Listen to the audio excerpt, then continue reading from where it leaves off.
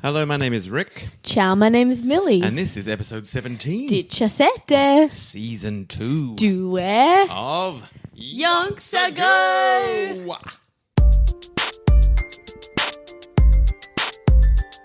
This is Yonks Ago, coming into your ears. Now what are yonks? They're kinda like years. Just a father and a daughter who want to know all about some people from Yonks Ago. Interesting people who did interesting stuff, but about whom we don't know enough. So we're gonna dig deep and find it all out. Yonky doodlers know what we're all about. Yonks Ago, hey, ho, hey, Yonks Ago, hey, ho, hey, surely.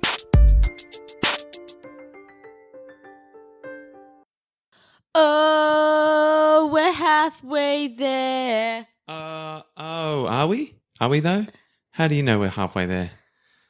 You're supposed to go with the song. Oh. I pointed at you and you did the O and then... Yeah, but then I got confused. I was like, halfway to where? To the end of the season? That's a big call. I have a feeling. I have an inkling, okay? All right. You've called it. So you reckon... I'm mad at you now.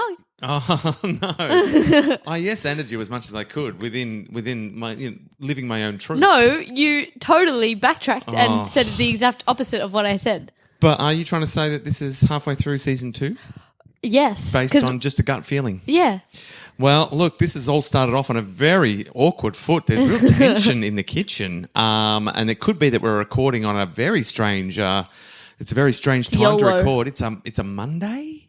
Yeah, what? Monday Lune evening. D? It's after dinner. Yeah. Normally we record on a Tuesday afternoon. You've just got back from school. You're full of pluck and vim and vigour. But today, I mean, you've been at roller derby. Yeah, because I'm cool. Yeah, you've had dinner.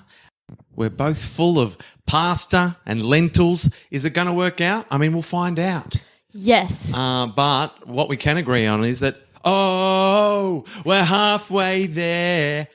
You did it wrong. Isn't it's, that... Oh, we're halfway there. Oh, living on a prayer. So you did the two O's in the wrong If anyone should know their Bon Jovi, it's me. I don't. So this is, again, I'm saying maybe Monday evening after dinner. I don't know. I think you're off. You nearly fell off your chair again. I was just trying to move my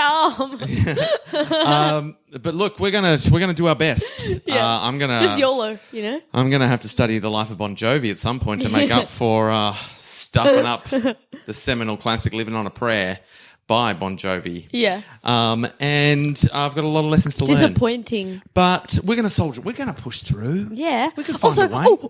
Can I say that Egyptians speak Arabic? So. Oh, you did your research. Yeah. Just dropping in knowledge bombs on me. Yeah, they speak Arabic. Yeah. And they have Do they have their own dialect? They have, they're like symbols and things. Sweet.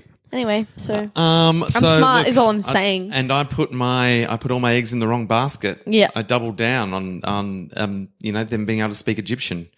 It's not a thing, Rick. It's not a thing. Note to self. Do your research. Nah. I did the research. Yeah, I'll just make horrible, horrible blunders and then you'll do the research because then you swoop in and it's like, you're a real smarty pants. Yeah, only sometimes though. Yeah. Oh, you don't want to overdo it. No. You don't want to get people going. Got to have a balance. You don't want to be like known as the pedantic fact checker unless that's your brand and then you can make it work. It's like only sometimes. Yeah. It is my brand and then sometimes I'm really dumb. So mix it up. No one knows what they're going to get. Yeah, exactly. Mate, you're an eclectic mix of so facts and fiction. They'll say something. Either I'll be like, that's wrong, it's actually this, or I'll be like, what is that? Yeah, you play dumb and then you go and do your research. And then next time, fact bombs. Yeah, literally. But look, speaking of bombs, it's wartime. It's World War II time. Did you hear that? It has officially begun. Yeah. World War II has been announced. They sent out the invitations. Yeah. They said, we're having a war. And you're all invited. And Nancy was like, all right, what do you want me to do? And they were like, no. Yeah. Yeah. We do the simple the behind the scenes sort of lame stuff that you're not even interested in. Well, yeet out of here then. She's like, England, you had your chance, you blew it. I'm going to go to France. I reckon I can be more used there if I'm needed. But at least if nothing's going on at my end, I'll be with Henri. Yeah. Henri's like, get back here. I've bumped up the wedding. I was like, how we were sort of planning to get married at some stage? Well, it's wartime, baby. And that means wedding is go. Yeah. So he's been moving the logistics around, yeah. rebooking the church. You know how Henri is. Sending out new invitations, saying, forget the old invitation. Do you reckon her mum's going to come? Nancy Wake's mum, not a chance. What about good old Stan? Stan, he'll be secretly there. Okay. In the background? Yeah, he would have. Okay. Yeah. Poor old he would have Hazel. been secretly following Nancy's life via international newspapers. Oh, for sure. Because they make it into the social pages. Yeah. Because they're pretty fancy. And she's a journalist, so he can read her stories. Reads the stories. I reckon he's got... Good old Stan has a scrapbook. Oh, where he's for got sure. all the international news clippings that Nancy has written. Do you reckon Chucky Wake will un-Chucky Wake it and come to the wedding? There's always a chance. He's not invited. Oh, no, but just for YOLO. If he was going to choose any time to un-Chucky Wake it would definitely be in the middle of her wedding. Yeah. For when someone says, does anyone object to this wedding? And Chucky Wake just bursts in and says... I don't give permission. I'm her father. That's dumb how you can object to the wedding, though. I think that's dumb. Adds the drama. It does add the drama, though. Yeah. Makes for good dares. I dare you to object. Does that just mean the wedding can't go on? I've never known what do they just does if someone objects, what happens? I don't. Do they go why do you object? Yeah, if it's a dumb reason, they're nah. Yeah, does it open up a debate? And then so the wedding is on pause while we debate the issue, and is someone is the priest or the celebrant? Are they the ultimate decision maker about whether the wedding can continue? Probably. So you'd want to get someone who's on your side, close to you. Yeah. Just get your friend to get ordained. Yeah, and then happens all the time. Yeah, on the internet. Yeah, but maybe part of being, on an online celebrant, you feel like you've got to make an honest and true decision. Yeah, but even though we're friends, I can't be swayed by our friendship. If there's an objection in this wedding, Jesus, I am bound by celebrant law. I think you should get ordained, Dad. Yeah, I'm in it for the objections. Yeah. The whole reason I got into the wedding keeper was so that I could weigh in and make sensible and fair decisions about the objections. Oh yeah. And if Chucky Wake comes bursting in and he tries to present a case, I'm pretty sure any sensible celebrant would say, go Chucky Wake yourself again, my friend. Yeah, this is Nancy bloody Wake. Yeah. Who do you think you are? Yes. So, look, I'd like to find out what the process is. Yeah. But I'm not going to, but maybe you will. Maybe. No promises. I think someone's going to come back next episode with a little bit of knowledge bombs. Yeah, but I'm not going to promise. No, we never promise. No, that's what I'm saying. That's a promise. Yeah. You'll get no promises from us. 100% guaranteed. No. Because sometimes I do promise. Wow. Yeah. But you never know because I'm not going to promise. Yeah. You are unpredictable. Yeah. That's legit. your brand. Yeah. But you're not so unpredictable that people say she's unpredictable. Yeah. Because that would be too predictable. That's like a double bluff. Yeah. And I ain't about that. I'm about you never know what bluff you're going to get. Sort of predictable, sort of unpredictable. Yeah. You can't pigeonhole her. So you know how everyone does scissors first and rock, paper, scissors, rock, whatever you want to call it? Everyone does scissors. Yep. Yeah, so you always go... I go rock, sometimes paper if I'm feeling spicy and I want to risk it. You just don't know. Sometimes you'll... Because sometimes I know that they know that scissors is the most common, so then they'll go rock, so then I'll be sucked in and go paper. It's one of the ultimate mind games. Oh, yeah. When you're going against people in scissors, paper, rock, paper, scissors... Sometimes if I want the game to go on longer, then I'll do scissors, so it's a draw. Yeah. But it's the ultimate mind game when you're playing against people that you know well. Oh, yeah. Because you're like, what will you do? What will you normally do? Should we do one right now? What will you do knowing what I know? Okay. And now we've got another spicy angle because you just told me it's part of your game plan, but that could be to throw me. And so let's find out. I reckon you're definitely going to win this because you're inside my head on it. It's rock, paper, and on scissors you go. Okay, ready? Okay. Rock, paper, scissors. Got you. Oh, no! I got you. I wanted to do a double bluff. I am undefeated in the kitchen. Monday nights are the best time. Oh, that's so dumb. This is going to weigh on your conscience. Yeah, it really is. It's really annoying. I never lose. Has this ruined the podcast? No, it's fine. Do No, it's chilling. Let's learn about it. Let's get about I feel like Monday evening is a real chatty time where we do not talk about Nancy Wake. No, we did mention that it's wartime. Yeah. And there's a wedding. We gave a backstory. Yeah, yes. yeah. And so the wedding of Henri and Nancy. That's not how you say it. I split the difference between Nancy and Nancy. Nancy. It's too close to Nazi. Yeah. Oh, hello. And so Nancy and Henri, Nancy. the wedding took place on the 30th of November, 1939. So it's all happening real quick. Yeah. And it went off a treat. I thought you said it went off a tree. And I'm like, they had a wedding up a tree, and at the end they all jumped out. And that's how you get married in France. Yeah. Now, Nancy, her wedding dress, just in case you're wondering. Oh, I am wondering. For the wedding of the century. Yeah. You never, I reckon Nancy Wake, because it's got a lot of similarity with you, because you never know what Nancy Wake's going to do. Her wedding dress was pure black silk. Yeah. Pure black silk she's gone down and got married in. She says it was the most beautiful dress that you could imagine. Embroidered pink orchids in it. And so black and pink? Yeah, black and pink. The black silk with the pink underneath, the lining, like she was just going, she was like, I look this amazing. Is my dream dress. But in terms of wedding, I don't know what the traditions of the time were, but I'd be saying that's not your normal wedding dress. No. Well done, Nancy Wake. I'll tell you what my wedding dress would be. What? So I'd have just a dress, right? Yeah. Just a normal dress.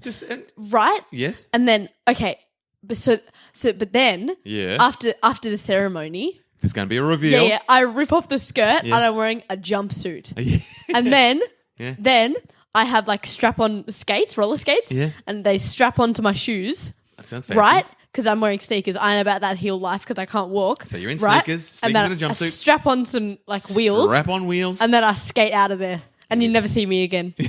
Yeah. Whoever you're married also doesn't see you ever again. That's it. No. Yeah. I'll chuck you awake it. Yeah, you chuck you awake it. You should, when they say, does anyone object? I'll be like, you rip it off. Rip off. Reveal the jumpsuit, whack on the wheels and just skate out with never actually saying what your objection is. No. Just skate away. Sucked in. Wedding of the century. Literally though. Would go. Yeah. Would subscribe. But I mean, you probably won't be invited. You probably would. Oh yeah. Are you going to Chucky Wake I would before have then? Chucky Wake. Yeah. Too many times by then. Makes sense. For sure. But this wedding went off without a hitch. No objections. Yeah. Everyone's having a great time. Now, if there was one downside to the wedding reception for Nancy, because she was loving everything. The food was delicious. Did Michelin drink all the drinks? Oh, no. But at the wedding, initially, the downside was at the wedding was the presence of, in the 100 guests, all handpicked, her wonderful mum. people, was not the mum, but no. Henri's mum. Dad. Oh, Henri's sister. mum's dead, so she might have been there in spirit. Dad and sister. The dad and the sister were there. Ew. Naturally, they're family. Yeah. But they, even this far down the track, because they've been together for years and years and years now, but I think they'd been keeping their distance. Yeah. And even now, they were making it clear, not happy to be at the wedding, not happy about this whole situation, only there because it would be improper for them not to come. But what an horrendous turn of events for their family. Yeah. She's wearing black silk dress. What is this, a funeral? Bloody Australians. So they just looked, they looked down their nose at her and they were just having a horrible time.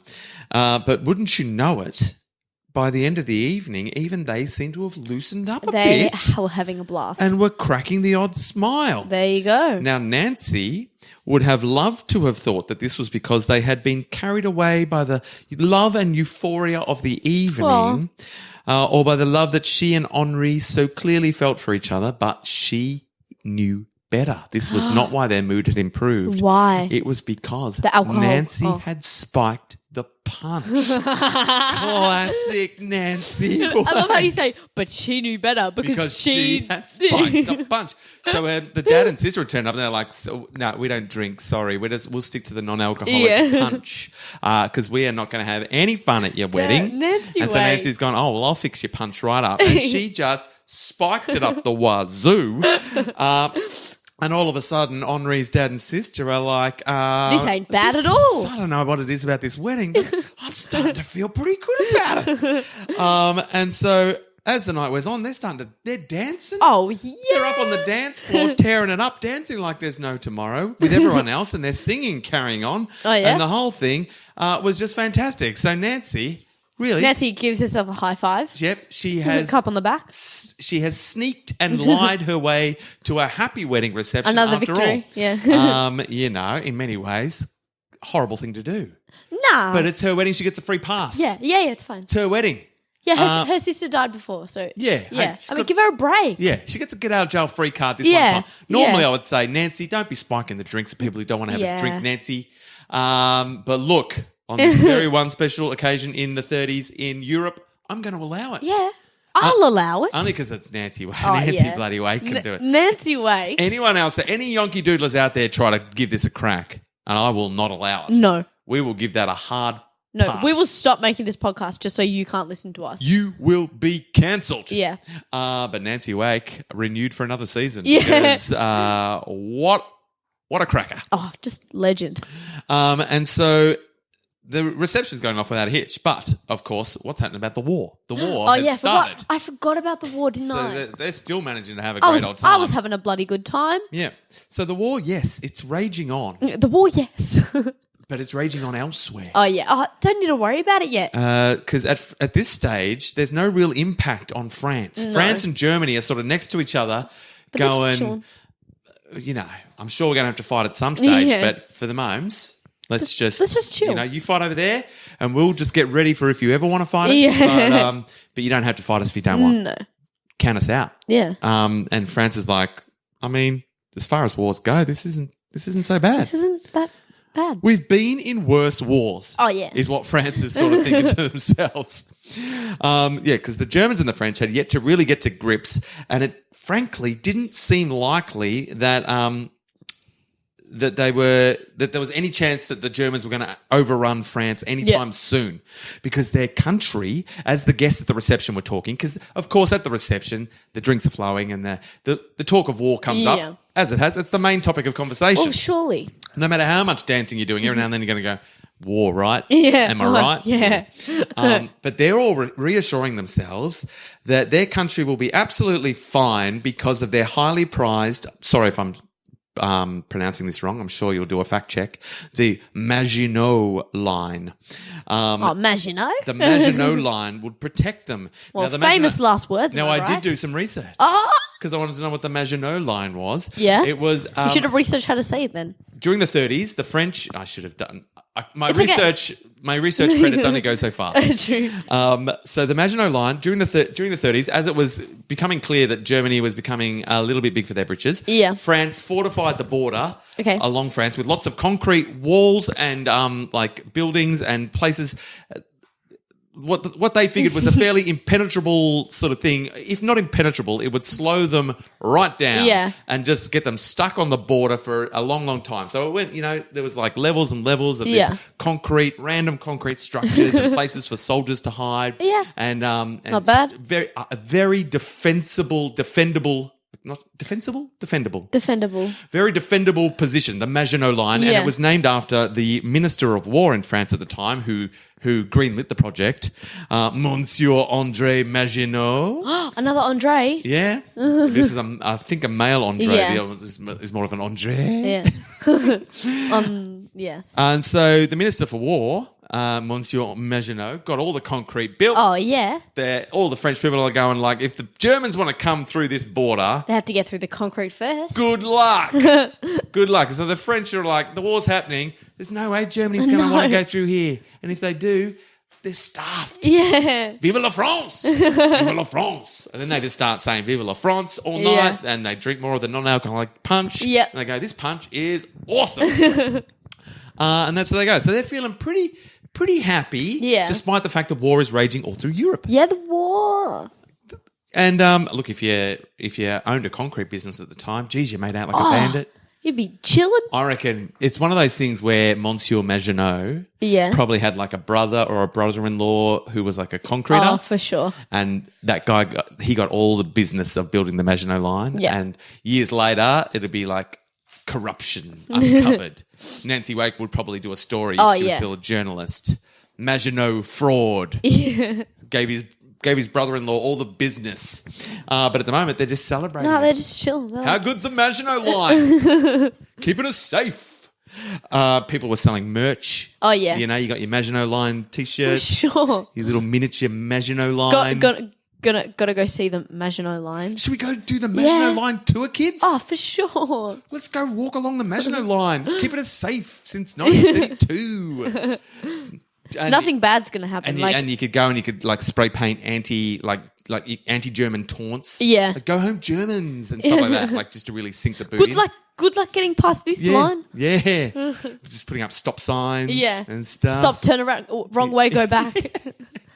It was a lot of fun to be had for the French tourists at the Maginot Line. It was almost. Would there be many French tourists at this time? That was their main thing. That's all they did. I see. Yes. Because it was like war tourism. Yeah. They're like, you felt like you were supporting the war effort by touring the Maginot Line, putting up some anti-German propaganda. And for the YOLOs, you know. And just admiring the concrete structures.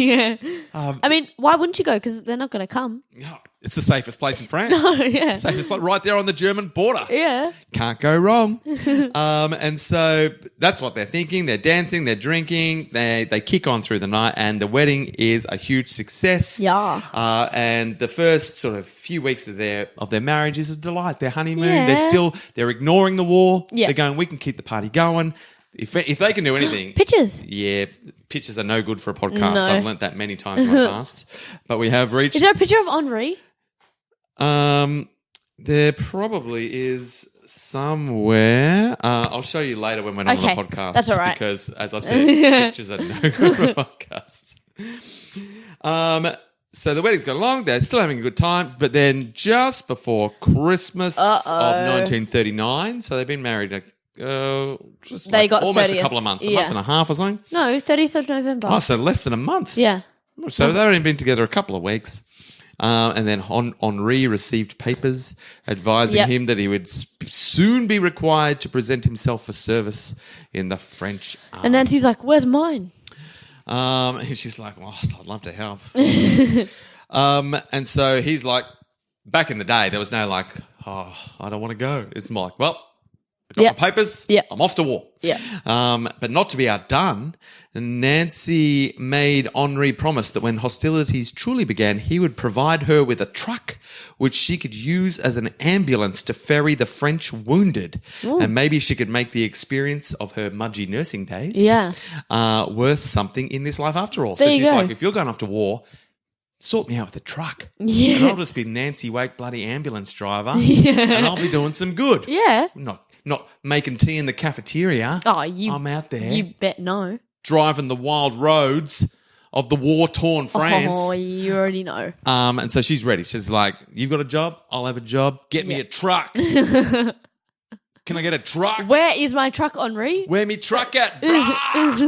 You promised me a truck. They'd have like real just the week leading up to him leaving. Yeah. They were trying to have a nice time. He's like, I'm going to miss you, Nancy. She's like, where's my truck though? Where's my truck, bro? Like, I will get you the truck. I will get you the truck, my darling. You said that yesterday, Henri, and yet still no truck. I ain't seeing a truck. I'm looking around, Henri. Yeah. I'm looking around. I go out every day to the driveway. I see our car. But no truck. No room for wounded soldiers in the car, Henri. You're about to go off to war and get your war on. Where's me truck? He's like, Nancy, can we just maybe we just relax for the evening. We drink some martinis. We have some of this non-alcoholic punch. You know what I'm saying? Michelin already drinked it, Henri. I'm not in the mood for drinking, Henri. And you know what would make me in the mood for drinking? A bloody truck. Make it happen, Henri. You're all talk. And he's like, I really should have gotten a truck. This is making my last few days in this wedding home. I was really tense. It's like trying to record a podcast on a Monday evening after eating some pasta. Just really tense. But where's the truck? I'm pretty sure but look, I'm confident that he's going to organise a truck. Okay.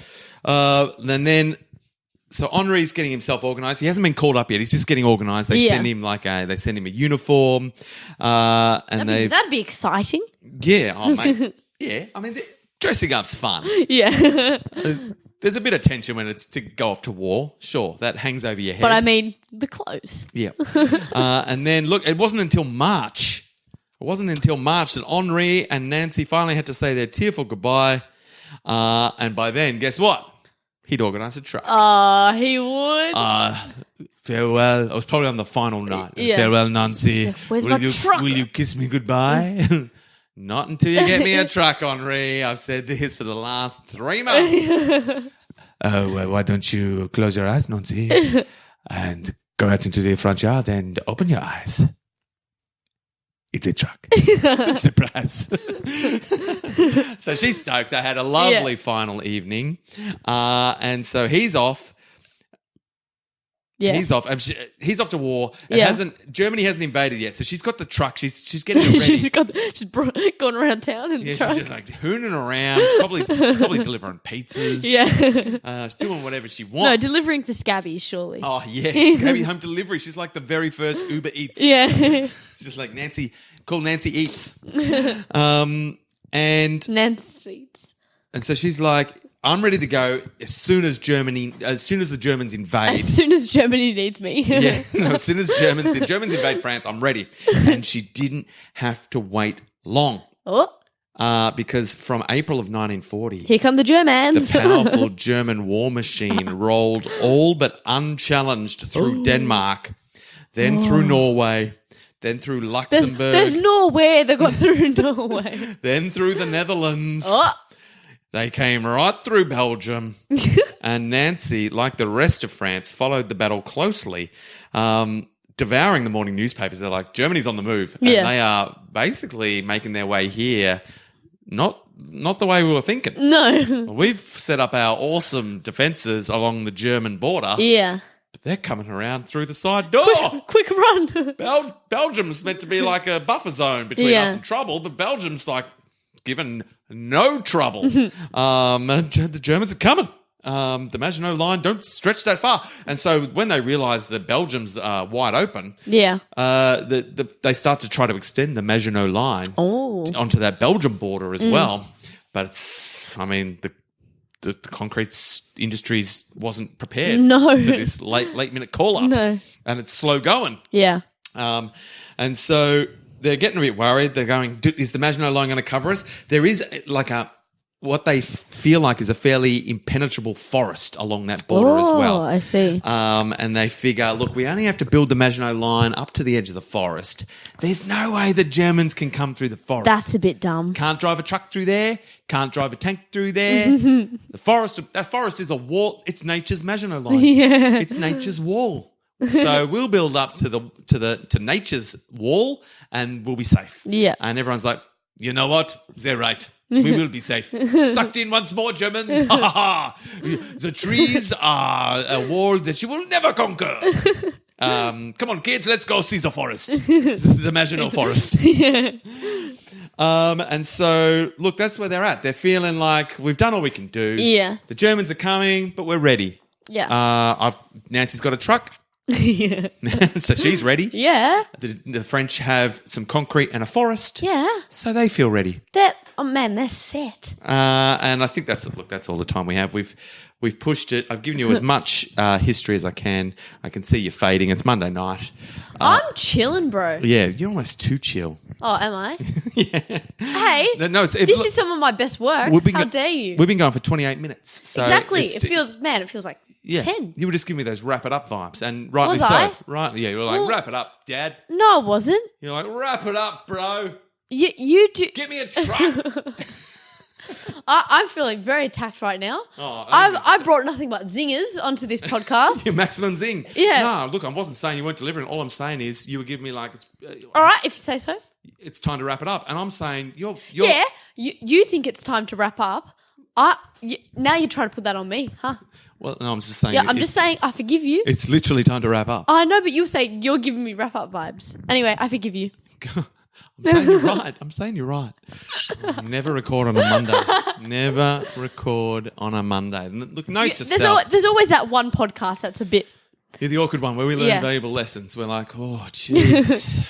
Jeez, I was trying to be nice. I was saying you've got a real good sense when half an hour is nearly up. Oh, okay, well... And all of a sudden, geez, I've failed in parenting. I've got to take a good long hard look at myself. I've just got to frame things better.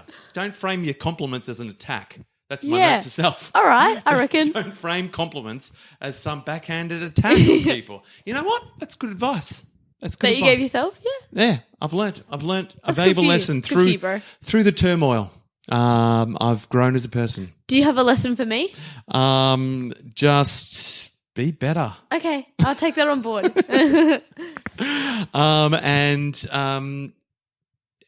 Maybe don't lead with scissors when you're playing scissors, rock, paper against me because I will dominate I was you. literally going to do paper, and then the last second, I chose scissors.